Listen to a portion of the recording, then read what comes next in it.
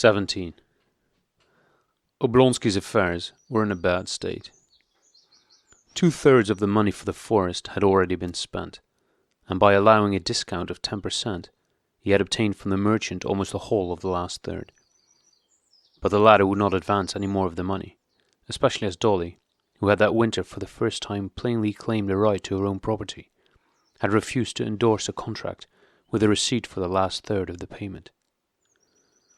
Oblonsky's whole salary went for household expenses and the liquidation of small pressing bills.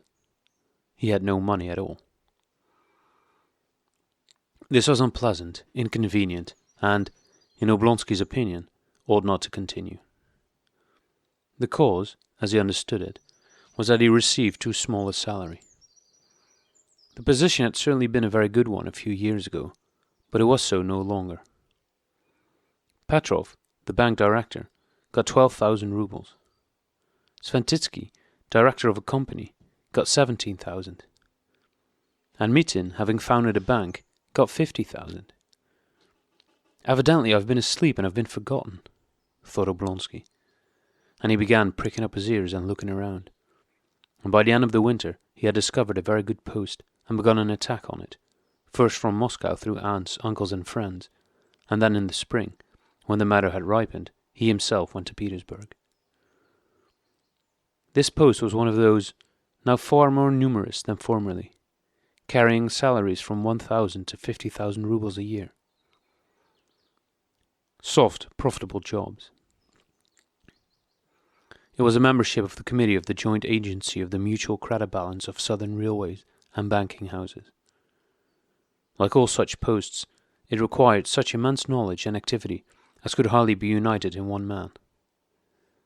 And as there was no one found who united those qualities, it was at any rate better for the post to be filled by an honest rather than a dishonest man.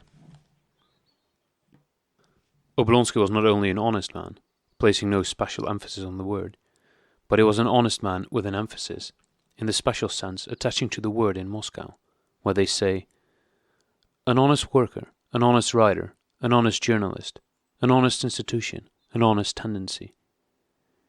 Meaning not only that the man or the institution are not dishonest, but also that they are capable, on occasion, of being objectionable to the government. Oblonsky moved in those Moscow circles where that word was used, and was there considered an honest man, so that he had a better claim to the post than other people. The post carried a salary of from 7 to 10,000 rubles a year, and Oblonsky could hold it without resigning his official position.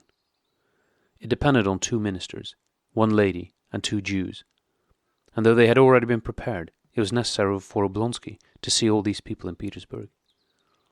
Moreover, he had promised his sister Anna to obtain a decisive answer about the divorce from Karenina. So, having got 50 rubles from Dolly, he went to Petersburg. Sitting in Karenin's study and listening to his article on the causes of the bad state of Russian finance, Oblonsky only waited for him to conclude, to speak about his own affairs and about Anna.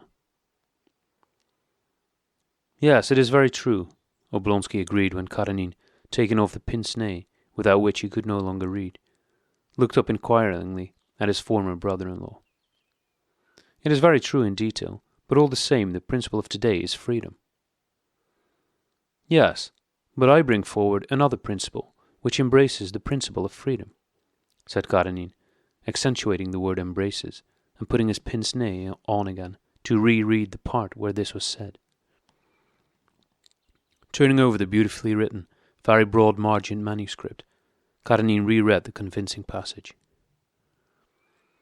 I do not want protection for the benefit of private individuals, but for the common good, for the lowest and for the highest classes equally, he said, looking at Oblonsky over his pince-nez.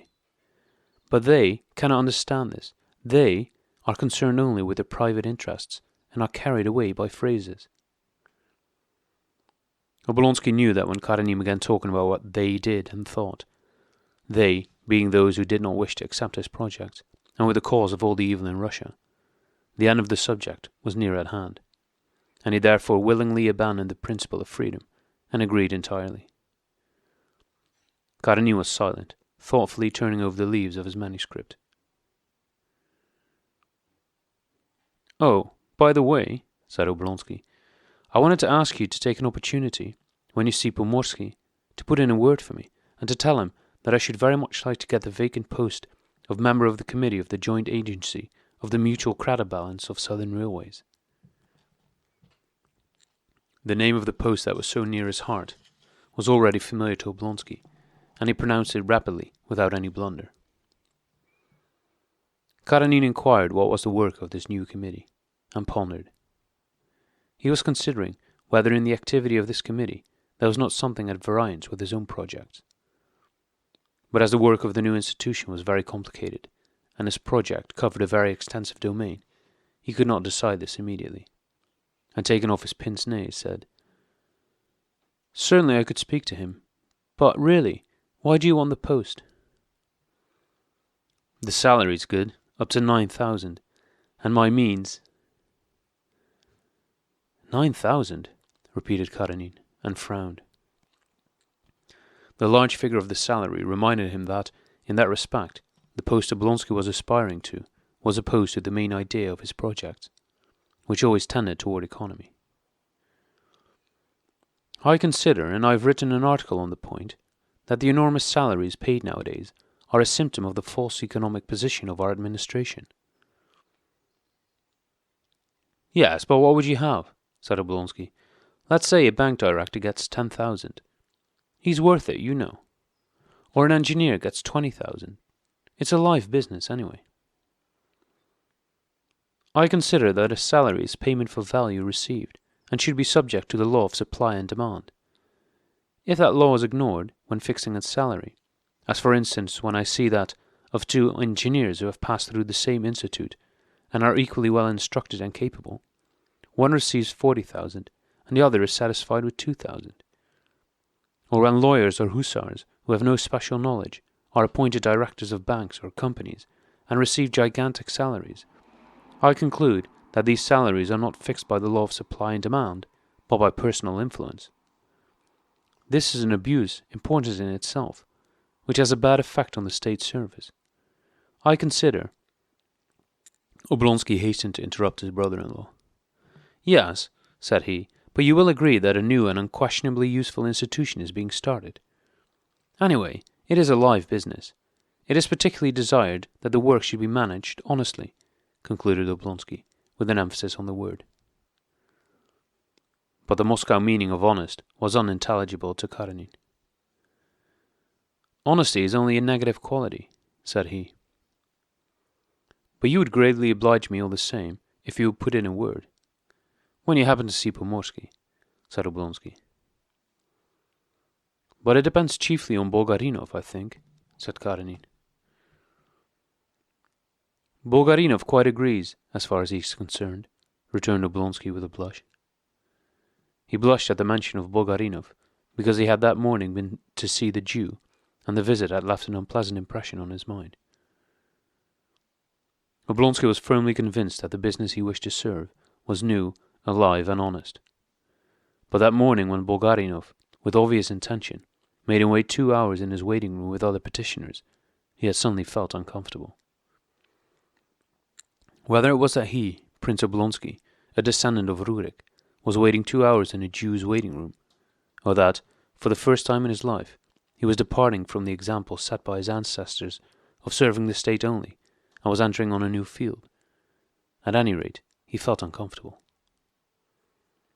During those 2 hours in Bulgarinov's waiting room, he had walked about boldly, smoothing his whiskers, entering into conversation with other applicants, inventing a joke to tell of how he had waited at the Jew's, carefully concealing his feelings from others, and even from himself.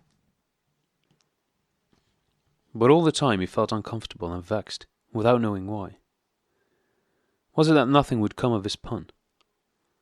I had business with a Jew, but couldn't get at him even to say a Jew. Or was it something else? And while Bulgarinov at length received him with extreme politeness, evidently triumphing in his humiliation, and very nearly refused his request, Oblonsky hastened to forget it as quickly as he could, and only now, on recollecting it, blushed. 18. Now there's another matter. You know what it is. About Anna, said Oblonsky after a short pause, when he had shaken off the unpleasant recollection. Directly Oblonsky mentioned Anna's name, Karenin's face entirely changed. Instead of its former animation, it expressed weariness and lifelessness. "What is it you wish of me?" Karenin said, turning round in his chair and folding his pince-nez. "A decision, some decision, Alexis Alexandrovitch. I address myself to you not as," he was going to say, as an offended husband, but, afraid of injuring his case thereby, he changed the expression to, not as a statesman, this sounded inappropriate, but simply as a man, a kind man and a Christian. You should have pity on her. "What do you mean exactly?" asked Karenin in a low tone. "Why, pity her. If you had seen her as I have, who have spent the whole winter with her, you would pity her. Her position is awful, literally awful." "It seems to me," returned Karenin in a more high-pitched, almost squeaky voice, "that Anna Arkadyevna has everything she herself desired." "Ah, Alexis Alexandrovitch, for God's sake, don't let us have any recriminations. What is past is past. You know what she wants and is waiting for. The divorce." "But I understood that Anna Arkadyevna declined a divorce if I insisted on keeping my son." "I answered in that sense, and thought the matter was closed." "I consider it closed," shrieked Karenin. "For heaven's sake, don't excite yourself," said Oblonsky, touching his brother-in-law's knee. "The matter is not closed. If you will let me recapitulate, this is how matters stood. When you parted, you were great, as magnanimous as a man can possibly be. You consented to everything, her freedom, and even a divorce. She appreciated that. Yes, don't think otherwise. She really appreciated it. She appreciated it to such a degree that, at the moment, feeling herself to blame toward you, she did not consider and could not consider everything. She renounced everything. But facts and time have shown that her situation is tormenting and impossible." "Anna Arkadyevna's life cannot interest me," interposed Karenin, lifting his brows. "Allow me not to believe that," Oblonsky rejoined gently. "Her situation is tormenting to her, and does not benefit anyone. She has deserved it, you may say. She knows that, and does not ask you for anything. She says plainly that she dare not ask anything. But I, and all her relatives, who all love her, beg and implore you. Why should she be so tormented? Who gains by it?" "Excuse me, you seem to be placing me in the position of defendant," Karenin remonstrated. "Oh, no, not at all. Understand me," said Oblonsky, now touching Karenin's hand, as if he were sure that the contact would soften his brother-in-law. "All I say is that her position is tormenting, and could be made easier by you, without any detriment to yourself. I would arrange everything for you so that you would not be bothered. You see, you promised." "The promise was given before, and I thought the question about my son had settled the matter. Besides, I hope that Anna Arkadyevna would have generosity enough," added Karenin with difficulty, his lips trembling and his face turning pale. "She leaves everything to your generosity. She asks, she pleads for one thing only. Help her out of the intolerable position she is in. She no longer asks for her son." "Alexis Alexandrovitch, you are a good man. Enter for a moment into her situation. The question of a divorce is for her, in her position, one of life and death. If you had not promised before, she would have grown reconciled to her position and have gone on living in the country. But as you had promised, she wrote to you and moved to Moscow. And now in Moscow, where every time she meets anyone, it is like a knife in her heart. She has been living for 6 months every day, expecting your decision. Why, it's like keeping a man condemned to death with a halter round his neck for months, promising him either death or a reprieve. Have pity on her, and I undertake to arrange. Your scruples." "I'm not speaking of that. Karenin interrupted him in a disgusted tone.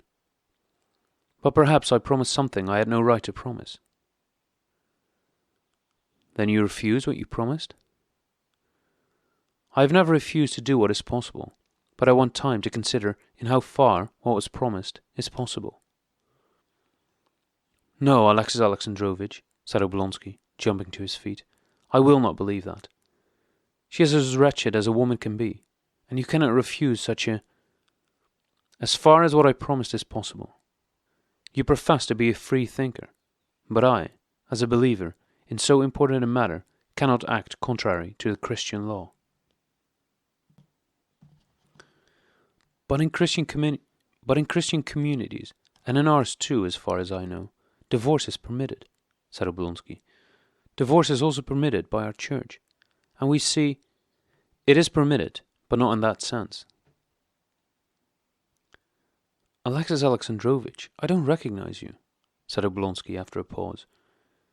Was it not you, and did we not appreciate it, who forgave everything, and, moved just by Christian feeling, were ready to sacrifice everything? You yourself said, give your coat when they would take your cloak. And now?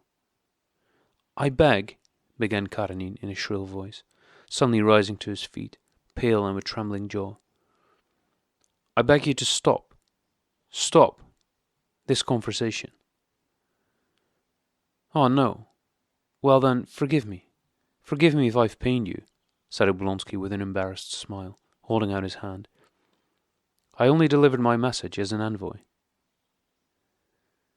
Karenina gave him his hand, reflected, and then said, I must think it over and seek for guidance. The day after tomorrow I will give you a final answer, he added, after consideration.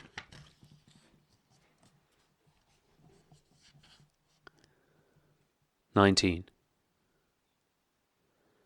Oblonsky was just leaving when Korny entered and announced, Sergei Alexeyevich. Who is Sergei Alexeyevich? Oblonsky was about to ask, but immediately recollected.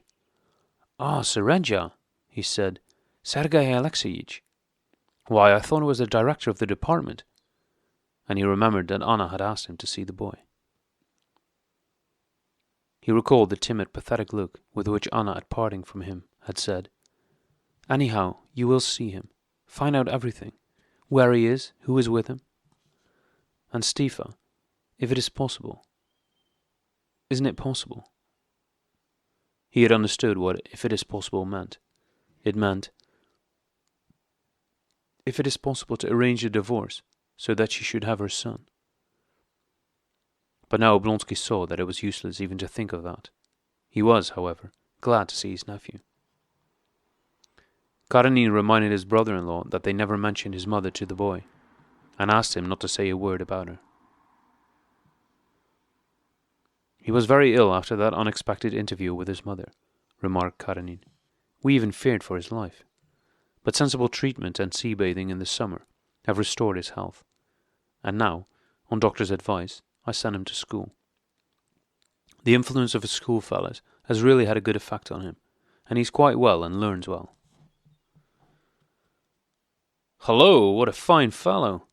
True enough, it's not little Sereja now, but a complete Sergei Alexeyevich, said Oblonsky, smiling as he looked at a handsome boy in a blue jacket and long trousers, who entered the room boldly and confidently. The lad looked healthy and bright. He bowed to his uncle as to a stranger, but recognizing him, he blushed and turned away from him quickly, as if offended and angry about something. The boy came up to his father and handed him his school report. Well, that's pretty good, said his father. You may go now. He has grown thin and tall, and is no longer a child, but a regular boy, said Oblonsky. I like it. Do you remember me?